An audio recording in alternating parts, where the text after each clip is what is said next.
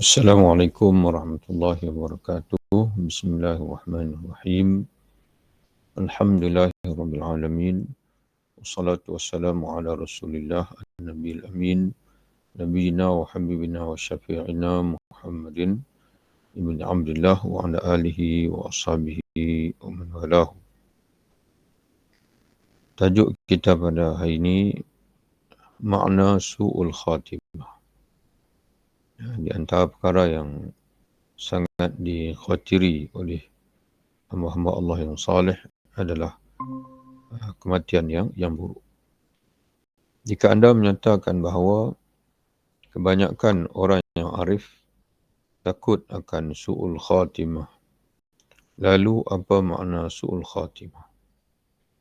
Jadi para arifin, orang-orang yang arif, mereka lebih bimbang kematian yang buruk berbanding bimbang neraka itu sendiri. Jadi apa makna su'ul khatimah?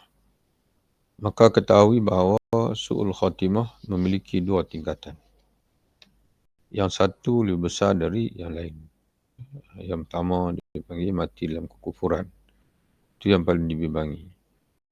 Yang diikuti yang kedua itu iaitu mati dalam maksiat. Mati dalam maksiat. Yang pertama, tingkatan yang besar. Makna su'ul khatimah yang paling dahsyat, yang paling ditakuti oleh para arifin, iaitu jika pada saat sakratul maut, hati lebih banyak didominasi oleh keraguan-raguan atau keingkaran.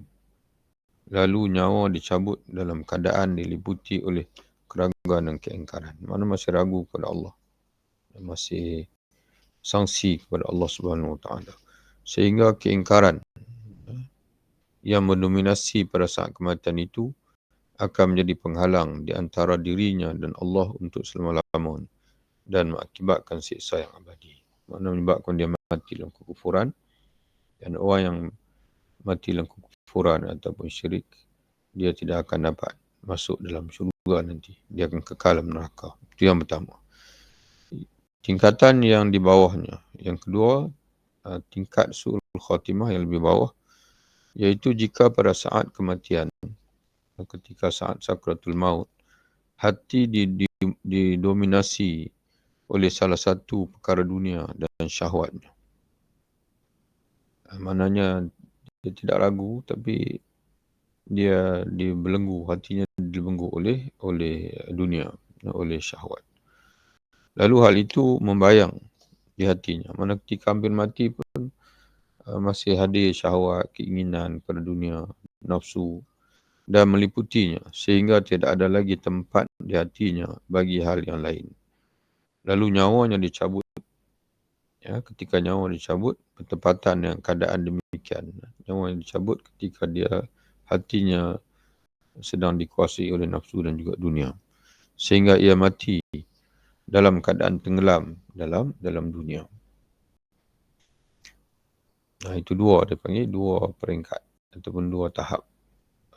Mengikut dipanggil parah. Yang lebih parah ialah yang pertama tadi. Jika anda berkata, lalu apa sebab yang dapat mengakibatkan su'ul khatimah? Jadi apa punca yang menyebabkan seorang itu mati dalam keadaan kufur atau mati dalam keadaan hatinya dibelenggu oleh nafsu, oleh syahwat? Maka ketahuilah bahawa sebab-sebabnya tidak mungkin dapat dirinci semuanya, tetapi bisa disebut secara global, secara umum. Sebab terjadinya su'ul khatimah dalam suasana keraguan dan keingkaran ada dua hal. Ada mula sebab yang pertama tu.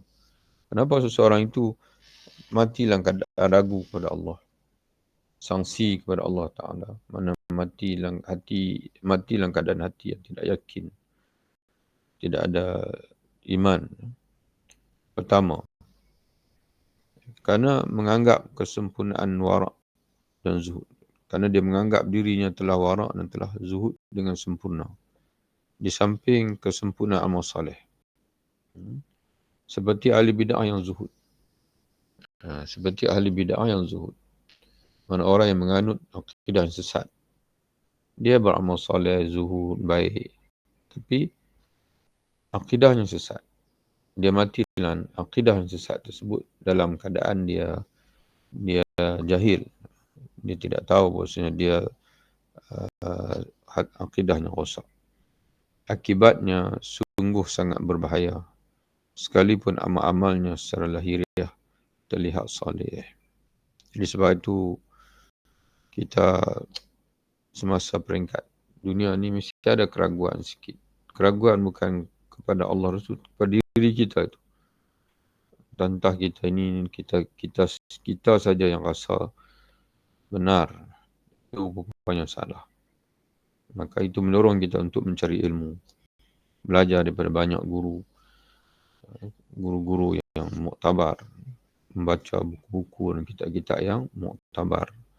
Agar kita dapat menselarikan keyakinan kita, akidah kita, ilmu kita dengan orang-orang yang lebih dulu daripada kita. Yang kedua, lemahnya dasar keimanannya. Kemudian dominannya cinta dunia pada hati. Jika iman lemah, maka akan mengakibatkan lemahnya cinta kepada Allah. Dan sebaliknya kuatnya cinta ke dunia. Sehingga di dalam hati tidak ada lagi tempat untuk cinta Allah. Kecuali dalam bentuk bisikan jiwa. Yang khawatir.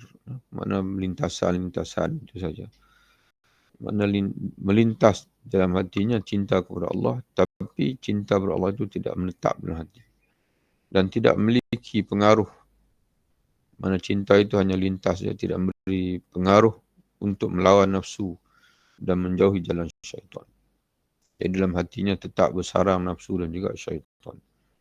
Selanjutnya hal ini akan mengakibatkannya tenggelam dalam mengikuti syahwat sehingga hati menjadi gelap, kesat, mana kasar, keras dan tertindih, mana bertindih-tindih oleh tumpukan kezaliman sehingga cahaya iman yang sudah lemah itu senantiasa terpadamkan lalu menjadi tabiat dan karat dalam hati. Yang dia matilah keadaan hati yang sedemikian. Jika sakratul maut tiba, maka cinta Allah itu bertambah lemah. Ya, kerana hati tengah merasakan perpisahan dengan dunia. Jadi bila hati itu sakit kerana berpisah dengan dunia, maknanya yang ada dalam hatinya itu adalah dunia dan syahwat. Maka bila dia nak mati, dia nak berpisah dengan dunia, dia akan merasa lagi sakit. Berbeza dengan orang yang hatinya itu ada Allah Ta'ala. Bila dia hampir mati, maka kerinduan kepada Allah itu akan datang lebih lagi, akan semakin kuat. Kerana hatinya sememangnya ada Allah. Dan sekarang dia nak berpisah dengan dunia dan bagi dia dunia tidak ada nilai. Maka dia mati dalam keadaan tenang, tidak rasa sakit, tidak ada resah. Maka jika sakratul maut, mana dalam keadaan orang yang hatinya itu dibelenggu oleh dunia, datang sakratul maut, maka cinta Allah yang ada sikit-sikit saja itu akan semakin bertambah lemah. Kerana hati tengah merasai kepedihan berpisah dengan dunia yang merupakan kekasih yang menemasi hatinya. Kekasihnya adalah dunia. Lalu hati merasa sakit kerana perpisahan dengan dunia itu. Ia melihat hal itu berasal dari Allah. Jadi akhirnya dia kata, ni Allah lah yang nak pisahkan dia dengan dunia. Ya, Allah lah yang bersalah. Allah lah yang menjadi punca aku mati. Aku akan mati dan pisah dengan kekasihku dunia ini. Sehingga kebencian. Ia melihat hal itu berasal dari Allah. Lalu hati sanubarinya mengingkari takdir kematiannya. Sehingga kebencian itu adalah kerana kematian itu berasal dari Allah. Lalu dikhawatirkan akan timbul di dalam batinnya kebencian kepada Allah Subhanahu Wa Taala. Tidak suka kepada Allah kerana Allah misahkan dia dengan kekasih dunianya. Sebagaimana orang yang menyintai anaknya dengan cinta yang lemah. Dia cinta kepada anak dia tapi cinta itu lemah. Lalu sang anak mengambil hartanya yang merupakan sesuatu yang paling dicintainya.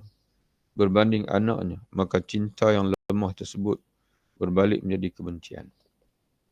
Jadi dia cinta pada anaknya, tapi cintanya lemah. Dia lebih sayang harta. Bila anak dia ambil harta dia, maka berubahlah cinta sikit-sikit tadi ini akan terus menjadi kebencian sepenuhnya pada saat anak. Kerana anak telah merebut hartanya. Berbeza dengan orang yang sayang pada anak itu lebih kuat berbanding harta. Jadi walaupun dia terkilan kerana anak dia merampas harta dia, tapi tidak akan mengubah kasih sayang itu. Kerana bagi dia anak itu lebih bernilai daripada harta itu sendiri. Dia akan tetap bersabar dengan kerana anak itu. Jika pencabutan nyawanya bertepatan dengan keadaan terlintas dalam benaknya tersebut, maka ketika nyawa dicabut, yang menepati hatinya itu adalah kecintaan dunia, maka bererti ia menutup kehidupannya dengan keburukan dan binasa selama-lamanya, iaitu su'ul khatimah. Jadi su'ul khatimah ialah apabila seseorang itu mati dalam keadaan dalam hatinya bukan ada kecintaan pada Allah, tapi kecintaan pada dunia. Sedangkan orang yang dimatikan dalam keadaan cinta kepada Allah, maka ia berarti menghadap kepada Allah seperti seorang hamba pencinta yang merindukan Tuhannya. Ia bersabar memikul beban amal dan segala kesulitan perjalanan demi mengharap pertemuan dengannya. Sehingga nampak kegembiraan dan kebahagiaannya kerana semata-mata kedatangan tersebut. Kerana dia sedang menuju kepada Allah. Dia datang untuk menghadap Allah, kekasih hatinya. Maka dia seronok. Dia gembira. Sebab itu dalam hadis sekarang kita sedang puasa, Nabi sebut dalam hadis sallallahu alaihi wasallam, Lis-sa'im farhatan, bagi orang yang berpuasa ada dua kegembiraan. Farhatun inda liqa'i inda fitrihi, kegembiraan ketika berbuka ataupun ketika menyambut Idul Fitri. Dan yang keduanya adalah kegembiraan ketika bertemu Tuhan nanti. Apalagi terhadap berbagai kemuliaan dan kenikmatan yang berhak diterimanya. Apatah lagi bila dia menyadari bahasanya bila dia menghadap dia mati nanti, Allah telah pun menyediakan berbagai kemuliaan dan kenikmatan. Yang memang sememangnya dia berhak menerimanya kerana iman dan amal soleh dan kecintaannya kepada Allah itu. Itu su'ul khatimah yang pertama. Iaitu punca seseorang itu mati dalam keadaan masih ragu kepada Allah. Masih ragu kepada Allah. Jadi dua sebab. Yang pertama kerana dia itu ahli bid'ah. Dan kita kena faham maksud ahli bid'ah ni bukanlah mainan orang hari ni, iaitu masalah khilaf itu. Masalah khilaf ni tidak ada bid'ah. Kan imam mujtahid, setiap mujtahid itu ada nasnya sendiri, ada dalil. Jadi ahli bid'ah ini ialah orang yang menganut fahaman sesat ataupun yang beragama dengan cara yang sesat, yang menyimpang daripada akidah akidah Ahlussunnah wal Jamaah, dan juga menyimpang daripada amalan yang sabit dengan nas Al-Quran hadis, sekalipun dengan bertaklid pada mujtahid.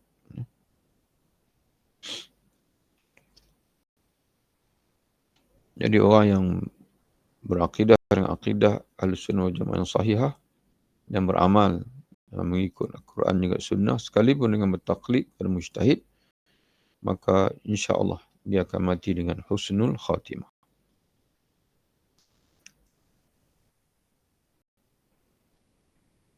Su'ul khatimah yang kedua di bawah tingkatan yang pertama dan tidak mengakibatkan keabadian dalam neraka, juga memiliki dua sebab. Yang pertama, banyaknya kemaksiatan sekalipun imannya kuat. Walaupun imannya kuat tapi dia pada masa sama dia banyak melakukan maksiat, maka ada kemungkinan dia akan mati dalam keadaan sedang melakukan maksiat. Wallahualam, Allahul musta'an. Yang kedua, lemahnya iman sekalipun sedikit kemaksiatan. Dia tak banyak buat maksiat, akidah pun elok dah, tapi iman itu masih lemah. Itu juga ada kemungkinan untuk mati dalam su'ul khatimah walaupun tidak separah su'ul khatimah yang pertama.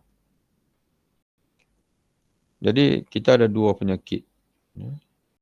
Yang pertama, penyakit keraguan, marad asyubuhat, hati masih ragu pada Allah dan Rasul. Itu dipanggil su'ul khatimah yang paling parah. Mati dalam keadaan hati ragu, masih ragu, tidak yakin pada Allah, Rasul dan agama. Yang kedua, marad asyahwat, mati dalam keadaan hati dibelenggu oleh nafsu, mati dalam keadaan maksiat. Jika anda telah memahami dengan jelas makna su'ul khatimah, berikut apa yang perlu diwaspadai darinya di dalamnya, maka hendaknya anda sibuk mempersiapkan diri untuk menghadapinya dengan sentiasa zikrullah, membersihkan hati dari cinta dunia, menjauhi bagai kemaksiatan, menjauhkan hati dari berfikir tentang dunia, menghindarkan diri dari menyaksikan kemaksiatan dan para ahli kemaksiatan.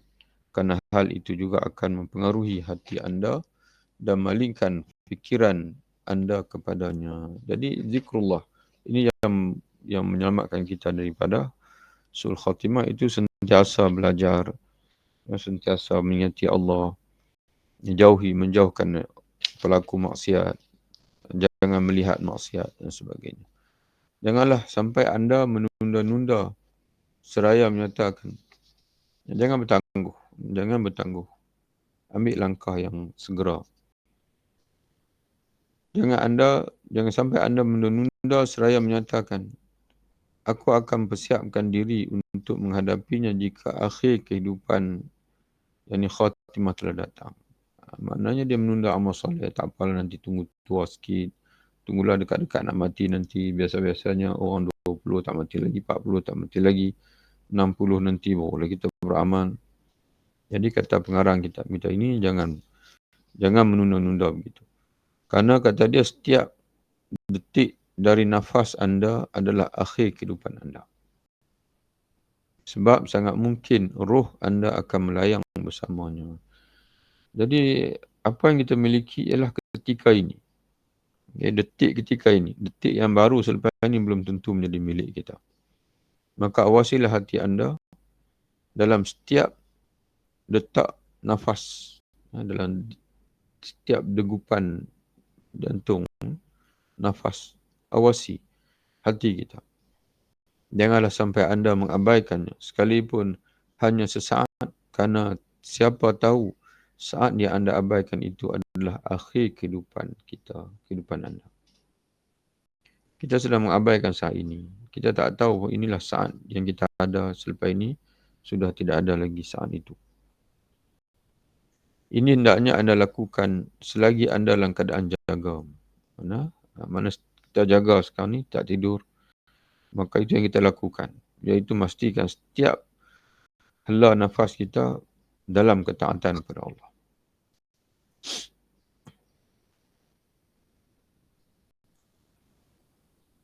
Adapun bila anda dalam keadaan tidur, maka janganlah anda tidur kecuali dalam keadaan suci lahir dan batin. Tidur memang kita tak boleh nak kontrol lah. Tapi sebelum tidur itu, pastikan kita tidur dalam keadaan batin kita suci. Dan juga luaran kita pun suci, ambil wudu dan sebagainya. Jadi sebab itu Nabi SAW dalam hadis, Nabi menggalakkan kita baca surah Al-Kafir. Kerana dia bara'atun minasyirik, kata Nabi. Kerana dia pembebasan daripada syirik. Mana sebelum mati, sebelum tidur, Nabi menggalakkan kita baca surah Al-Kafirun. Kerana dia, kata Nabi, adalah pembebasan daripada syirik. Jadi kita akan tidur dalam keadaan tauhid, mengesahkan Allah. Kalau takdir kita mati dalam tidur pun, mati dalam tauhid, insyaAllah. Hendaknya anda tidak tidur kecuali setelah memperbanyakkan zikrullah dalam hati. Saya tidak menyatakan zikrullah dengan lisan sahaja, kerana gerak lisan semata-mata sangatlah lemah pengaruhnya. Ketahuilah bahawa jadi zikir lisan dan juga qalbi. Zikir lisan dan juga zikir hati. Dalam arti lain kita kata kita melafazkan zikir dalam keadaan khusyuk, hati kita khusyuk. Hati kita hadir bersama zikir kita itu. Ketahuilah bahawa apa yang mendominasi hati anda sebelum tidur, maka ia juga akan mendominasi hati anda dalam tidur anda itu. Anda tidak akan terbangun dari tidur anda kecuali dalam keadaan yang mendominasi hati. Anda yang mendominasi, yang menguasai hati anda pada saat jaga. Kita ketika tidur adalah ketika sebelum tidur. Dan kita selepas bangun tidur pun adalah sama sebagaimana keadaan kita sebelum tidur. Dan kita bangkit dari mahsyar nanti pun, kita bangkit kubur pun dalam keadaan hati kita pada ketika kita mati. Ketahuilah bahawa apa yang menguasai hati anda sebelum tidur, maka ia juga akan menguasai hati anda dalam tidur. Anda tidak akan terbangun dari tidur kecuali dalam keadaan yang mendominasi hati anda pada saat jaga sebelum tidur. Kematian dan kebangkitan tak ubahnya seperti tidur dan bangun dari tidur. Jadi maknanya jika kita tidur dalam keadaan hati yang beriman, maka sepanjang tidur kita pun beriman, dan bila kita bangkit daripada terjaga tidur pun dengan hati beriman juga. Kematian dan kebangkitan tak ubah seperti tidur dan bangun dari tidur. Sebagaimana seorang hamba tidak tidur kecuali dalam keadaan yang sama ketika jaganya dan tidak bangun, maka dia tidak bangun kecuali dalam keadaan yang sama ketika tidurnya. Demikian pula seseorang tidak akan mati kecuali dalam keadaan ia mati. Demikian pula seseorang tidak akan mati kecuali dalam keadaan yang sama ketika ia hidup. Mana sebelum dia mati itu macam mana hati dia. Dan tidak dibangkitkan kecuali dalam keadaan ketika ia mati. Kalau ia mati dalam keadaan mukmin, dia akan bangkit dalam keadaan mukmin juga. Yakinilah, seyakin-yakinnya bahawa kematian dan kebangkitan adalah dua keadaan di antara berbagai keadaan anda. Sebagaimana tidur dan bangun dari tidur adalah dua keadaan di antara berbagai keadaan anda. Jadi berbagai situasi kita ni sebenarnya dua saja. Sama ada kita hidup atau mati. Sama ada kita sedang jaga ataupun sedang tidur. Jadi kita kena pastikan dua-duanya adalah hati yang sama, iaitu mukmin. Jadi sebab itu di antara amalan yang perlu kita lazimi adalah kita berdoa sebagai doa yang diajar oleh Allah pada Nabi SAW dalam surah Isra. Allahumma adkhilni mudkhala sidqin wa akhrijni mukhraja sidqin waj'al li min ladunka sultanan nasira.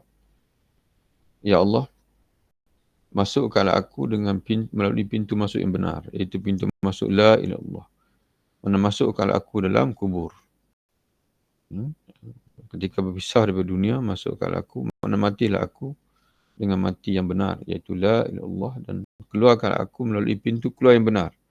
Mana bangkitkanlah aku melalui kebangkitan yang benar, iaitu dengan la ilaha illallah juga. Waj'alni min ladunka sultanan nasira, dan jadi kalau untukku hujjah yang membantuku. Di antara yang ditafsirkan ulama, itu hujjah ketika aku berdepan dengan soalan malaikat Munkar Nakir. Ketika aku masuk dalam kubur. Maknanya supaya aku dapat berhujjah, menentangkan hujjah yang benar, iaitu ucapan yang teguh, Allahu Rabbi, Allah lah Tuhanku, Muhammad lah Rasulku, Islam lah agamaku.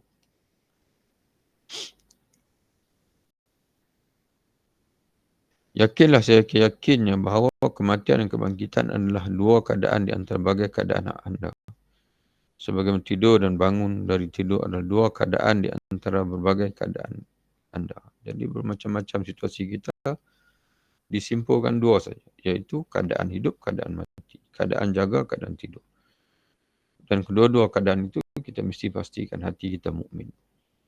Percayailah hal itu dengan sepenuh hati sekalipun anda bukan orang yang layak menyaksikan hal tersebut dengan mata yakin dan cahaya basirah. Walaupun kita tidak mencapai martabat awliya Allah yang melihat keadaan hidup dan mati itu dengan cahaya yakin dan basirah, tapi sekurang-kurangnya kita melihatnya dengan cahaya ilmu yang kita pelajari, termasuk daripada kitab yang kita baca ini, insya-Allah. Awasilah nafas dan detik-detik kehidupan anda, dan janganlah anda melalaikan Jangan melalaikan Allah sekalipun hanya sekejap mata, sekedip mata. Jangan lalai daripada Allah. Jadi tahap keyakinan itu ada ilmu yaqin, ainal yaqin, haqqal yaqin. Sekalipun kita belum mencapai ainal yaqin, haqqal yaqin, maka sekurang-kurangnya kita berada pada tahap ilmu yaqin, keyakinan datang dari ilmu, iaitu dengan kita menimba ilmu daripada para ulama kita. Sekalipun anda telah melakukan semua hal tersebut di atas, namun anda tetap berada dalam bahaya besar. Apabila jika anda tidak melakukannya, mana kalau sekadar tahu saja tapi tak beramal, belum selamat daripada bahaya. Semua manusia celaka kecuali orang berilmu. Yang mana kalau jahil, celaka. Tapi bila kita dah mula untuk ilmu, kita dah selamat dah pada tangga yang pertama. Namun kata Imam Ghazali lagi, semua orang berilmu masih celaka, masih binasa kecuali orang yang beramal. Dan semua orang yang beramal masih celaka kecuali orang yang ikhlas. Sedangkan orang ikhlas pun masih berada dalam ancaman bahaya yang besar. Kerana dia boleh berubah. Sebab tu perlu istiqamah. Jadi kita apa yang kita perlukan? Ilmu satu untuk mengelakkan kebinasaan kecelakaan. Ilmu satu, yang kedua amal, yang ketiga ikhlas, dan yang keempat adalah istiqamah. Ya, mana kita mohon ihdinas siratal mustaqim, taufik. Ya. Allah Ta'ala memberi taufik kepada kita untuk terus berada di atas jalan lurus, iaitu jalan ilmu, jalan amal, jalan ikhlas. Kemudian tajuk yang terakhir dalam kitab kita ini dan subtopik ini, iaitu keadaan khauf para nabi, malaikat dan para awliya.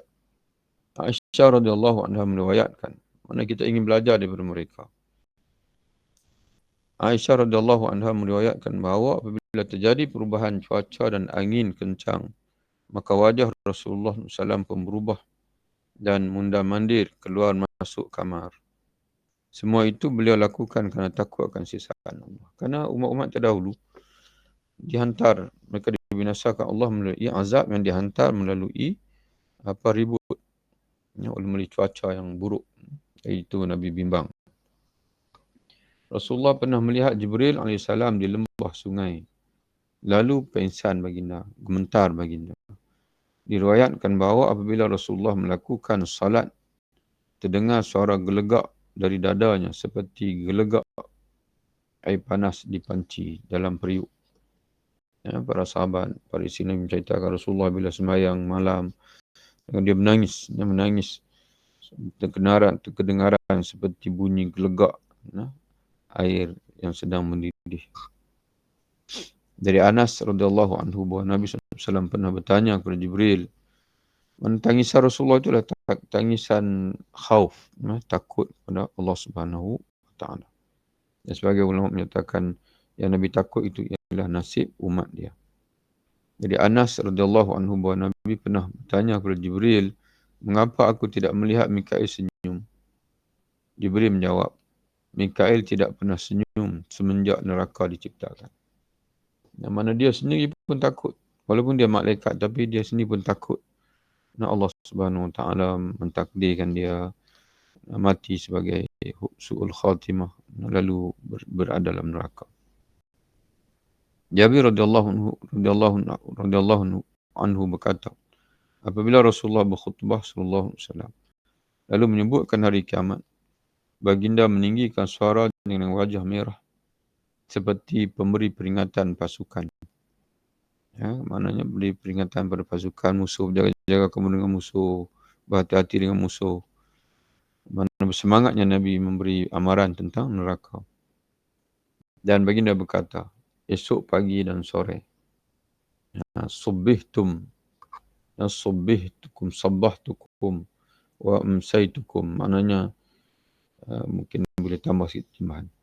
Pagi dan petang telah hampir. Mana memberi peringatan. Ingatlah, pagi dan petang telah hampir. Pagi dan petang telah hampir. Jadi ini ungkapan yang digunakan oleh orang dulu. Kerana zaman dulu, musuh ni biasa dia serang waktu pagi ataupun ujung siang, petang. Jadi maka perlu mensiap-siaplah untuk melarikan diri. Jadi ketua akan bagi peringatan. Siap segera kerana pagi sudah hampir. Musuh sudah hampir dengan kita, nak menyerang kita. Itu makna. Nabi, aku diutuskan sedangkan hari kiamat seperti 2 hari ini. 2 jari ini Nabi tunjuk, 2 jari ini. Seraya merapatkan kedua jarinya. Jadi siap segera. Jadi pagi dah hampir, petang dah hampir. Mana kiamat telah hampir, mati telah hampir. Apabila aku diutuskan bermakna kita telah hampir yang kiamat. Seumpama 2 jari ini. Mana tidak ada lagi jari tengah. Dan sebagai ulama mengatakan 2 jari iaitu nisbah jari telunjuk dengan jari yang paling tengah ni ada sikit beza tinggi. Umur dunia yang ini panjang ni. Umur keseluruhan dunia jari tengah. Umur dunia sehingga kini jari telunjuk. Tinggal baki sikit lagi masa untuk berlakunya kiamat. Ibn Mas'ud radhiyallahu anhu berkata, Rasulullah SAW baca ayat Allah, barang siapa yang Allah menghendaki, man yuridillahu bihi khairan, faman yuridillahu an yahdiyahu yashrah sadrahu lil Islam. Barang siapa yang Allah menghendaki akan berikan kepadanya petunjuk, nescaya dia melapangkan dadanya untuk memeluk agama Islam. Surah Al-An'am ayat 125. Kemudian Rasulullah bersabda, setelah baca ayat ini, maka Rasulullah bersabda, Inna nur, sesungguhnya cahaya apabila masuk ke dalam dada seseorang, maka akan membuat dadanya lapang. Cahaya Islam, cahaya iman, cahaya ad-din, ataupun Quran bila masuk dalam dada seseorang menyebabkan dadanya lapang. Lalu tergerak dia untuk menerima Islam. Ditanya, wahai Rasulullah, apakah hal itu mempunyai tanda yang bisa diketahui? Apakah ada tanda bahawasanya dada kita ni sedang dimasuki oleh cahaya? Nabi menjawab, ya. Iaitu, seseorang itu menjauhi kampung ketepedayaan, iaitu dunia, darul gharar, dia panggil. Dia, at-tajafi an daril ghurur, iaitu dia menjauhi kampung ketepedayaan itu dunia, cenderung kepada kampung keabadian itu akhirat. Dari mempersiapkan kematian sebelum kedatangannya, mempersiapkan amalan-amalan untuk menghadapi kematian sebelum datang kematian. Jadi hadis ini diriwayatkan oleh Imam Ibn Abi Dunya dan juga Al-Hakim dalam Mustadrak. Dari makam khauf dan rajak kita beralih pada makam taqwa dan wara'. Kerana kedua makam ini merupakan buah langsung dari makam khauf. Jadi orang yang takut pada Allah akan menyebabkan dia berjaga-jaga. Maka itu taqwa. Dan juga menyebabkan dia akan bersederhana dalam segala hal, termasuk dalam perkara yang halal sekalipun. Maka itu disebut wara'. Wallahu a'lam bissawab. Assalamualaikum warahmatullahi wabarakatuh. Selamat berpuasa dan selamat menyambut Aidil Fitri insya-Allah. Taqabbalallahu minna wa minkum salihal a'mal. Subhanakallahumma wa bihamdika asyhadu an la ilaha illa anta astaghfiruka